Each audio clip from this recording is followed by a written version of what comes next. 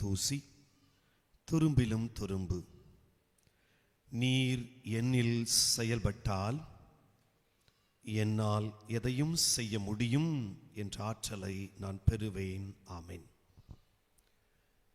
என் அருளாதர் இயேசு கிறிஸ்துவில் பிரியமான அன்பு சகோதர சகோதரிகளே, உண்மையிலேயே நம் தேவதாய் கடவுளுக்கு நன்றி புகழ் கூறி பாடிய பாடலின் தொடக்க வரிகள் என் ஆன்மா ஆண்டவரை ஏற்றி போற்றி பெருமைப்படுத்துகிறது. என் மீட்பராம் கடவுளை நினைத்து எனது மனம் பேறு வகை கொள்கின்றது. இன்றைக்கு உண்மையிலேயே இந்த ஜூன் மாதத்தினுடைய, அதுவும் ஜூன் மாதம் என்றால் பதுவை நகரத்து புனித அந்தோணியாருடைய மாதம் என்று அழைக்கப்படக்கூடிய அளவிற்கு இந்த ஜூன் மாதத்தில் அத்துணை அந்தோணியார் ஆலயங்களில் திருவிழா நடைபெற்று கொண்டிருக்கிற வேளையில் என்னை ஆண்டவர் இந்த குமரி மாவட்டத்திற்கு மட்டுமல்ல, இந்த உலகத்திற்கே பெருமை சேர்த்த இந்த நெட்டாலம் பகுதியில் பிறந்து வளர்ந்த புனித தேவசகாயத்தினுடைய பரிசுத்த பூமியில் என்னை அழைத்து வந்த கிருபைக்காக எல்லாம் வல்ல இறைவனுக்கு நன்றி சொல்கிறேன். அன்பு மக்களே, இந்த இடத்திற்கு இது என்னுடைய 3வது பயணம். முதலாவதாக என்னுடைய பங்கு மக்களை அழைத்து வந்து ஒரு அருட்தந்தையாக, பங்கு தந்தையாக இந்த இடத்திற்கு வந்தேன். அப்போது அந்த இடத்தில் மட்டும் வந்துவிட்டு அப்படியே சென்று விட்டோம். இரண்டாவதாக இந்த திருத்தலத்திற்கு வந்தது நம்முடைய குழித்துறை மறை மாவட்டத்தில் உள்ள அத்துணை ஆசிரியர்களுக்கு தியானம் கொடுப்பதற்காக போன ஆண்டு இதே நேரத்தில் இங்கே வந்தேன். கிட்டத்தட்ட ஒரு 800 ஆசிரியர்கள் இந்த வளாகம் முழுவதும் இருந்தார்கள். அப்போதும் இன்றும் நான் வந்த பொழுது இந்த இடத்துல ஒரு பெரிய வல்லமையை ஆண்டவர் எனக்கு வெளிப்படுத்தினார். கரங்களை தட்டி ஆண்டவருக்கு நன்றி சொல்லுவோம். அது என்னவென்று சொல்கிறேன். கடந்த முறை வந்தபோதும் சரி, இந்த முறையும் வந்தபோது சரி, அங்கு இருக்கிற செக்யூரிட்டி என்கிட்ட சொன்ன வார்த்தை, நீங்க ஃபாதருடைய வீட்டுக்குள்ள போறதுக்கு முன்னாடி செருப்பை கழட்டிட்டு போங்க அப்படின்னு சொன்னார். செக்யூரிட்டி இன்னைக்கும் என்னை யாருன்னு தெரியல, நான் ஜஸ்ட் பேண்ட் ஷர்ட்ல இருந்தேன். உடனே அவர் யாருன்னு தெரியாம என்கிட்ட சொன்னாரு, செருப்பை கழட்டிட்டு உள்ள போங்க அப்படின்ட்டு. ஆனால் என்னுடைய உள்ளமோ, நான் ஒரு சாமியார், நான் இவரை விட பெரியவன் என்ற எண்ணத்தோடு அவர் சொல்லுவதை காதில் கேட்காமல் செருப்போடு என் அறைக்குள் சென்று, என்னுடைய செருப்பு அறைக்குள் இருக்கிறது. அதே செருப்பின் கால்கள் அந்த அறையில் விட்ட பின்பு அது எனக்கு தேவையில்லை என்று சொல்லுகின்ற ஒரு புண்ணிய பூமியாக நான் பார்த்தேன். அந்த செருப்பு அந்த அறையில் இருக்கிறது. என்னுடைய கால்கள் சொன்னது, நீ செருப்பு போடுகின்ற அளவிற்கு இந்த மண் அசுத்தமானது அல்ல, இந்த மண் அழுக்கானது அல்ல, இந்த மண் பாவப்பட்டதல்ல, மாறாக இந்த மண் பரிசுத்தமானது, தூய்மையானது, அழுக்கை நீக்குகின்ற தேவசகாயம் என்ற ஒரு புண்ணியவான் பிறந்த ஒரு மண்ணில உன்னுடைய கால்கள் அழுக்கு பாய்ந்த அந்த செருப்பை அணிவது தவறு என்று சொல்லி என் கால்கள் சொன்னது. என் செருப்பு என் கால்களுக்கு வர மறுத்தது. அது ரூமுக்குள் கிடக்கிறது. நான் செருப்பு இல்லாமல் தான் நடந்து வந்தேன். இது எங்கிருந்து கற்றுக்கொண்டேன் என்றால், 2012ஆம் ஆண்டு திருச்சியில குருவாவதற்கு 1 வருடம் முன்பு நாங்கள் எல்லோரும் கோவாவிற்கு சுற்றுலா சென்றிருந்தோம். கோவாவில் புனித சவேரியாருடைய பரிசுத்த உடல் இருக்கிறது என்பது எல்லோருக்கும் தெரியும். எனவே அந்த கோவாவின் பரிசுத்த சவேரியாருடைய உடலை பார்ப்பதற்காக நாங்கள் குரு மாணவர்கள், எங்களுடைய குருக்கள் எல்லோரும் சென்றிருந்தோம். சரியான வெயில். எங்களுடைய பஸ் அந்த திருத்தலத்திற்கு முன்பாக நின்றது. எங்களோடு எங்கள் இல்லத்தில் பணியாற்றுகிற தோட்டக்கார ஐயா, எங்களுக்கு சமைக்கிற எங்க அம்மா, இவங்க எல்லாரும் சேர்ந்து 5 தொழிலாளர்கள், எங்களோடு பணிபுரிகிற நண்பர்கள் இருந்தார்கள். அப்போ அந்த அம்மா ஹிந்து லேடிங்க இன்னைக்கும் இருக்கிறாங்க. நான் கதையெல்லாம் சொல்லலை. இந்த ஒரு சில தியான சென்டர்ல கதை அடிப்பாங்களா, அது நான் சொல்லலை, உண்மையை சொல்றேன். அந்த அம்மா கிட்ட நான் தான் சொல்லிக்கிட்டே வந்தேன், அம்மா இந்த சவேரியார் என்பவர் வெளிநாட்டுக்காரரு, இங்க வந்து சாப்பிட முடியாம கொசுக்கடியோட பல இடங்களுக்கு நடந்து நடந்து சென்று ஒவ்வொரு நாளும் 3000 மக்களை இயேசுவுக்குள் கொண்டு வந்ததால் அவருடைய கால்களிலே வெடிப்பு வந்தது, புண்கள் வந்தது, கைகள் வலித்தது. ஆனால் தளராமல் இயேசுவை இந்த இந்தியாவிற்கே சுமந்து சென்றவர் இந்த சவேரியார். அப்படிப்பட்ட புனிதர் என்று சொன்னேன். சொல்லி முடிச்சுட்டு பஸ் நின்னுச்சு. எல்லாரும் விறுவிறுன்னு செருப்போட இறங்கணும். நானும் என் செருப்போட கீழே இறங்க போகும்போது அந்த அம்மா என் மண்டையில தட்டுச்சு. தட்டுன உடனே திரும்பி பார்த்து, என்னம்மா அப்படின்னு. எப்பா 10 நிமிஷத்துக்கு முன்னாடி நீ என்ன சொன்ன? இந்த இடத்துல புனிதராகிய சவேரியார் வாழ்ந்தார், இந்த இடத்துல புனித காரியங்களை செய்தார், இந்த இடத்துல பல மனிதர்களை இயேசுவுக்குள் கொண்டு வந்தார் என்று சொல்லுகிற நீ, உனக்கு ஒரு அறிவு கூட இல்லை அப்படின்னு திட்டினாங்க. என்னம்மா இப்படி திட்டுறீங்க என்று சொன்னவுடன் அந்த அம்மா சொன்னாங்க, உண்மையிலேயே அன்றுதான் எனக்கு நெத்தில் அடிச்ச மாதிரி இருந்துச்சு. என்னம்மா அப்படின்னு. தம்பி, அந்த புனிதர் இப்போது அந்த பெட்டியில் அழியா உடலோடு இருக்கிறார். ஆனால் வாழ்ந்த பொழுது இந்த பகுதியில் நிச்சயமாக அவர் நடந்திருப்பார், முழந்தால் படியிட்டு இருப்பார், ஜெபித்திருப்பார். இந்த மண்ணில் எங்கேயாவது ஒரு இடத்துல அவருடைய காலடி தடையும் இருக்கும். எனவே அந்த புனிதமான சவேரியாருடைய காலடி பட்ட அந்த இடத்துல உன் அழுக்கான செருப்பு பட்டால் அந்த புனிதத்தை நீ குறைக்கிறாய் என்று சொன்னது எனக்கு சாட்டையில் அடிச்ச மாதிரி இருந்துச்சு. அன்னையிலிருந்து எங்கெல்லாம் புனித தலங்களுக்கு செல்கிறேனோ அப்போதெல்லாம் செருப்பை கழட்டி விடுவேன். அந்த எண்ணத்தோடு தான் இன்றும் என்னுடைய கால்களில் உள்ள செருப்பு, இந்த இடம், இந்த மண், இந்த வீடு, இந்த வீட்டை சுற்றி இருக்கிற இந்த பகுதியில் 1750களில் ஏன் 20களில் இருந்து ஒரு புண்ணியவாளன், ஒரு புனிதர் கடவுளுக்காக தன்னையே 2 ஆண்டுகள் கசையடிகளால் ஒப்பு கொடுத்த ஒரு மாபெரும் புனிதர் இடத்துல இந்த பரிசுத்தம் இல்லாதவனின் கால்கள் படக்கூடாது என்று சொல்லி என் செருப்புக்கு, என் கால்களுக்கு செருப்பும் வரவில்லை, என் கால்கள் செருப்பையும் தேடவில்லை. இது ஒரு பரிசுத்தமான இடம் மக்களே. நம்புகிறவர்களுக்கு எல்லாம் கூடும், நம்புகிறவர்களுக்கு எல்லாம் கூடும்.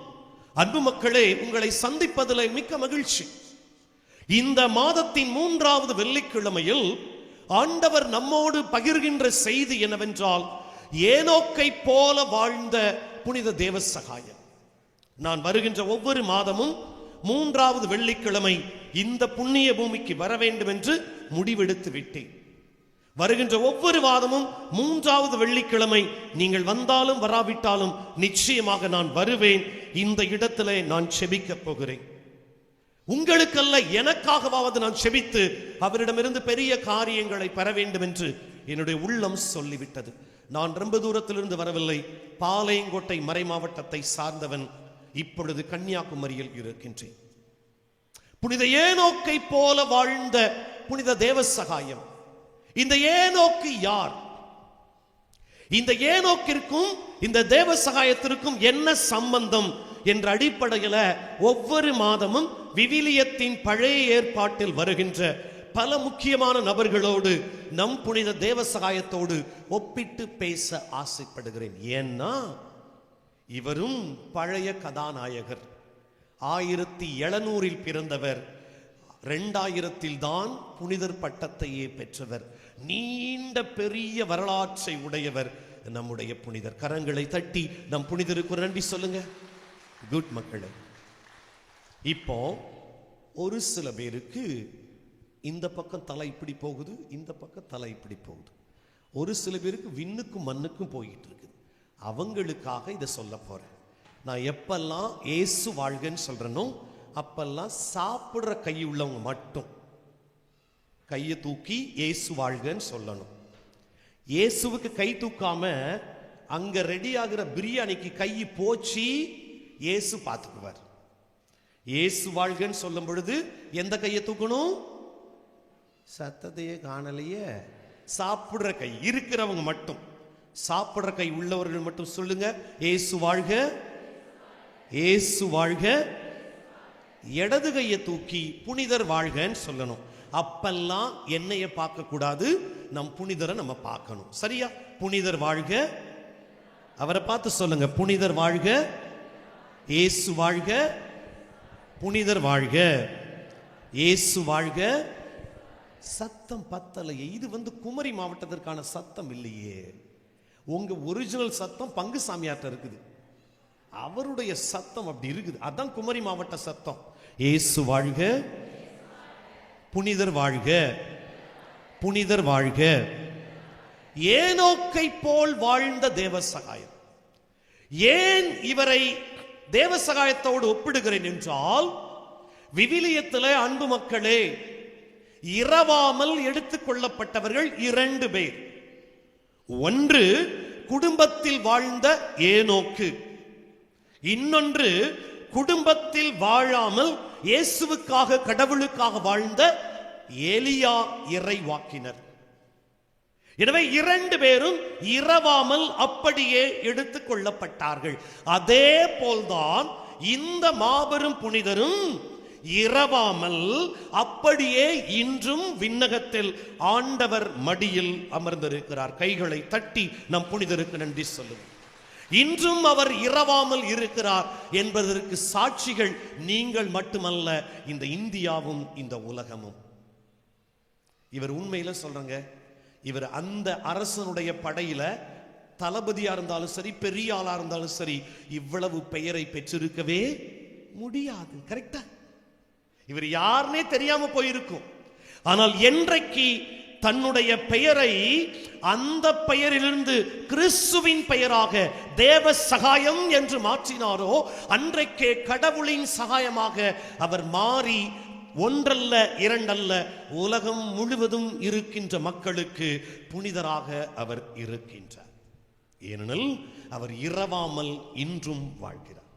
அன்பு மக்களே, ஒரு மனிதன் இரவாமல் வாழ வேண்டும் என்றால் 2 காரியத்தை செய்தால் போதும். ஒன்று, இன்றைக்கு வாசிக்கப்பட்ட முதல் வாசகத்தில் 5வது அதிகாரம் 24வது வசனம் சொல்லுகிறது, ஏனோக்கு 365 ஆண்டுகள் வாழ்ந்த பின்பு கடவுளோடு நடந்தார். அதன் பின் கடவுள் அவரை எடுத்துக் கொண்டார். இது புதிய மொழிபெயர்ப்பில் காணவில்லை என்று இருக்கிறது. பழைய மொழிபெயர்ப்பில் பார்த்தீர்கள் என்றால் அவரை கடவுள் எடுத்துக் கொண்டார். யாரெல்லாம் கடவுளோடு நடக்கிறார்களோ அவர்களை கடவுள் எடுத்துக் கொள்வார். அதுக்கு சாட்சி இருக்கிறார். கடவுளோடு நடந்தார் 2 ஆண்டுகள். 1749 51 வரை அவர் அனுபவித்த துன்பங்களை இந்த ஜெபத்தில் நீங்க பார்க்கலாம். எவ்வளவு பெரிய துன்பங்களை அவர் அனுபவித்திருக்கிறார். டெய்லி 30 கசையடி, எருமை மேல் பயணிக்க துன்புறுத்தப்பட்டார். அப்புறம் பாருங்க, முட்டுக்களால் பாறையை உடைத்து தண்ணீரை கொண்டு வந்தார். எருக்கம்பூ மாலை அணிவிக்கப்பட்டார். சிறையில் தள்ளப்பட்டார். 16 மைல்கள் சாப்பாடு இல்லாமல் நடத்தப்பட்டார். ஒவ்வொரு துன்பத்திலும் அவர் கடவுளை விட்டு கொடுக்காமல் இருந்தார். அன்பு மக்களே, கிறிஸ்தவ நம்பிக்கை என்பது என்ன? வேளாங்கண்ணிக்கு போறதா? இல்ல இங்க இருந்து போட்டா தியானத்துல போய் உட்கார்ந்து 3 நாள் கைதட்டுறதா? இல்ல அப்படி இல்ல, இங்க இருக்கிற எல்லா தியானத்து சென்டருக்கும் போறது, ஆனா பக்கத்தில் இருக்கிற தேவ சகாயத்தை பார்ப்பது இல்லை. இன்றைக்கு ஒரு வித்தியாசமான பார்வை கிறிஸ்தவர்களுக்குள் வருகிறது. அருகில் இருக்கின்ற மாபெரும் புனிதர் துன்பத்தை மட்டும் கிறிஸ்துவின் பெயரை சொன்னதால் அனுபவித்தவர். ஒரு இன்பத்தை அனுபவிக்கல மக்களே. இன்றைக்கு நீங்களும் நானும் கிறிஸ்தவர்களான பின்பு எவ்வளவு பெரிய வளர்ச்சியை பெற்றிருக்கிறோம் என்பதற்கு சாட்சி இந்த புனிதர். அதானே தெரியல, அவருடைய ரத்தம் சிந்தியதால் குமரி மாவட்டமே கிறிஸ்துவுக்குள் வந்தது என்று நான் நம்புகிறேன். கைகளை தட்டி மீண்டுமாய் ஆண்டவருக்கு நன்றி சொல்லுவோம். இவருடைய ரத்தம் இந்த மண்ணில் சிந்தியதால் குமரி மாவட்டமே கிறிஸ்துவுக்குள் ஒப்புக் கொடுக்கப்பட்டது. அன்று வீழ்ந்து கிடந்த நமது இனத்தை ஆண்டவர் இன்றைக்கு பெரிய இனமாக பல நாடுகளுக்கு அனுப்பி நம்மை பெருமைப்படுத்துகின்றார். அதற்கு காரணம் இந்த ரத்தம். இந்த பரிசுத்த ரத்தம் இந்த மண்ணிலே சிந்தப்பட்டது. அதனால் தான் சொல்லுகிறேன், அவர் கடவுளோடு நடந்தார், கடவுளால் எடுத்துக் கொள்ளப்பட்டார். அன்பு மக்களே, கடவுளோடு நடத்தல் என்றால் என்ன? அதுக்கு வேளாங்கண்ணிக்கு போக வேணாம், நீங்க போட்டா சென்டருக்கெல்லாம் போக வேணாம், என்னைய மாதிரி சாமியாரெல்லாம் நம்ப வேணாம். உங்களையும் உங்களை படைத்த கடவுளை நம்புங்கள். கடவுளோடு நடத்தல் என்றால் சிம்பிள் மக்களே. ஏனோக்கு, இதை பிரிச்சா என்ன வரும்? என்னை நோக்கு. ஏனோக்கு என்னை நோக்கு, கடவுளை நோக்குதல். எசாயா புத்தகம் 45வது அதிகாரம் 22வது வசனம் சொல்லும், கடவுளை நோக்குங்கள் நீங்கள் மீட்படைவீர்கள். அதே வசனத்தை திருப்பாடல் 34:5 சொல்லும், கடவுளை நோக்குங்கள் உங்களை ஆண்டவர் அவமானத்திற்குள் உள்ளாக்க மாட்டார். அதே வசனத்தை நாம் எண்ணிக்கை புத்தகம் 21:8 வாசிக்கிறோம், கடவுளை உற்று நோக்குங்கள் உங்களுடைய வாழ்வு செழிப்படையும் என்று சொல்லுகிறது. கடவுளை நோக்குதல். ஜஸ்ட் a minute, ஒரு நிமிடம் தான் இந்த தேவசகாயம் புனிதர் கடவுளை நோக்கினார். அன்று முதல் அவருடைய வாழ்வு மீட்பை நோக்கி சென்றது. எனக்கு ஆச்சரியமா இருக்கு மக்களே. உங்களுக்கு ஒரு புதுமையை சொல்லுகிறேன். நம்முடைய தமிழகத்தில் 2 புனிதர்கள் தான் இரத்தத்தை சிந்தினார்கள். ஒன்று நம்முடைய புனித தேவசகாயம், இன்னொன்று புனித அருளானந்தர். இங்க எனக்கு நடந்ததை சொன்ன, அருளானந்தர் ஓரியூர்ல நடந்ததை நான் இன்னொன்னு சொல்றேன். அதனால தான் சொல்றேன், புனிதர்கள் ரத்தம் சிந்திய மண்ணில நீங்கள் எதை கேட்டாலும் ஆண்டவர் நிச்சயமாக செய்வார் மக்களே, நிச்சயமாக செய்வார். ஏன்னா அந்த ரத்தம் பரிசுத்தமானது. இவர்கள் கடவுளை நோக்கி நடந்தார்கள், வேற எங்கேயும் திசையை திருப்பவே இல்லை. என்றைக்கு இயேசு என்று பெயரை சொன்னார்களோ அவருடைய நடை கலப்பையில் கை வைத்த பின் முன்னோக்கி சென்றார்கள். 30, 60, 100 மடங்கு பலனை கொடுத்தார்கள். ஓரியூர் அருளானந்தர் ஆலயத்தில் நடந்த ஒரு புதுமை. நான் பங்கு தந்தையாக கோயமுத்தூரில் ஒரு இடத்தில் இருந்தேன். என்னுடைய மக்களை 3 பஸ்ஸில் கூட்டிட்டு போனேன். நீங்க நம்பினாலும் நம்பாட்டு நான் சொல்றேன். ஒரு ஐயாவுக்கு காலில் ரொம்ப நாளா கட்டு போட்டு நடக்கவே முடியாம இருந்தார். செருப்போட தான் எல்லா இடத்துக்கும் போனார். அந்த திருத்தலத்துக்கு போன உடனே கடைசியாக தான் போனோம். நான் சொன்ன சிலுவை பாதை செய்ய போறோம், தயாராகிக்கோங்க. அந்த ஐயா, ஃபாதர் கால் ரொம்ப வலிக்குது ஃபாதர், என்னால் இறங்க முடியாது. நான் சொன்னேன், என்னங்க நீங்க அருளானந்தர் இடத்துக்கு வந்துட்டு வழின்னு சொல்றீங்களே, வழியை போக்குவதற்காக நம்முடைய வழிகளை தாங்கிய ஒரு புனிதர் சிந்திய ரத்தம் இருக்கிறது, தைரியமா வாங்க. என்னன்னு தெரியல மக்களே, செருப்பை உதறினாரு, மனுஷன் இறங்குனாரு, 14 ஸ்தலத்தையும் சுத்தி வந்தாரு. முடிச்சுட்டு கார் பஸ்ல ஏறும்போது சொன்னாரு, கால் வலியே இல்லை ஃபாதர், கால் வலியே இல்லை ஃபாதர். அப்ப நான் சொன்னேன், அந்த ரத்தம் ஏதோ ஒரு இடத்தில் சிந்தப்பட்டது, அந்த ரத்தம் உங்களை தொட்டது. கடவுளை நோக்குதல் என்பது அன்பு மக்களே சாதாரண காரியம் அல்ல. இந்த ஏனோக்கு ஓராண்டுகள் 2 ஆண்டுகள் அல்ல. நம்மளாம் எப்படின்னா, வேலை கிடைக்கிற வரைக்கும் எல்லா கோயிலையும் நம்ம பூச உப்பு கொடுப்போம். வேலை கிடைச்சு துட்டு வந்துருச்சா முடிஞ்சிரா கதை. உண்மை சொல்லுங்க, இங்க இருக்கிற நிறைய பேர் சாதாரண குடும்பத்திலிருந்து வந்தவர்கள். ஆமாவா இல்லையா? ஆமாவா இல்லையா? இயேசு வாழ்க. சத்தத்தையே காணல. இயேசு வாழ்க. நான் ஒரு ஆள் தான் கத்திக்கிட்டே இருக்கிற. இயேசு வாழ்க, புனிதர் வாழ்க. இப்ப அவரை பாருங்க, புனிதர் வாழ்க, இயேசு வாழ்க, புனிதர் வாழ்க, இயேசு வாழ்க, புனிதர் வாழ்க. அங்கிருந்து வேகமா வந்து ஒரு சேரை பிடிச்சி, எவனுக்கோ என்னமோ நடக்குதுன்னு தூங்குறாங்க பாத்தீங்களா, அவங்களுக்கு அவர் கை தட்டுங்க பார்ப்போம், நல்லா கை தட்டுங்க பார்ப்போம். ஆமாங்க, எவ்வளவு கஷ்டமா இருக்கு. நான்லாம் காலையில 5:30க்கு எந்திரிச்சு எக்ஸசைஸ் செஞ்சுச்சு என் துணியை அயன் பண்ணிட்டு 7 மணிக்கு பைக் எடுத்துட்டு இங்க இருக்கிற டிராபிக் எல்லாம் தாண்டி, உங்க ஊர் ரோடு வேற குண்டும் குழியுமா இருக்குது, எப்படா மண்டை உடையும் மாதிரி இருக்குது, இதெல்லாம் தாண்டி இங்க வந்தா இவங்க இங்க இருந்து 2 கிலோமீட்டர்ல பைக்ல கார்ல ஜம்முன்னு வந்து, எங்க போனீங்க? தேவ சகாயத்துக்கு போனேன். என்ன பண்ணீங்க? நல்லா கண்ணை மூடுனேன், அப்புறம் தூங்கிட்டேன். சத்தமா சொல்லுங்க, இயேசு வாழ்க, புனிதர் வாழ்க, சத்தமா இயேசு வாழ்க. அன்பு மக்களை, கடவுளோடு நடத்தல் ஓராண்டுகள் 2 ஆண்டுகள் அல்ல. பைபிள் வாசித்து பாருங்க. இந்த ஏனோக்கு 365 ஆண்டுகள் வாழ்ந்தார். அதுக்கு என்ன அர்த்தம்? இந்த ஏனோக்கு என்ற மனிதர், இந்த தேவசகாயம் என்ற புனிதர் உங்களையும் என்னையும் பார்த்து சொல்லுகின்ற இந்த மாதத்தின் 3வது வெள்ளிக்கிழமை சொல்லுகின்ற மாபெரும் செய்தி, என் அன்பு மக்களே, கிறிஸ்தவம் என்ற பெயர் கொண்டவர்கள், கிறிஸ்தவர்கள் என்ற பெயர் கொண்டவர்கள், நற்கருணை பெறுகின்ற ஒவ்வொருவரும் ஒவ்வொரு நாளும் கிறிஸ்துவை நோக்கி நடந்து வர வேண்டும் என்று சொல்லுகிறார். It's daily a fire. கிறிஸ்துவை நோக்கி வர்றதுனா டெய்லி வரணும் மக்களே, தடுமாறாம வரணும். நீங்க யோசிச்சு பாருங்க. எனக்கு ஆச்சரியத்திலே ஆச்சரியங்க.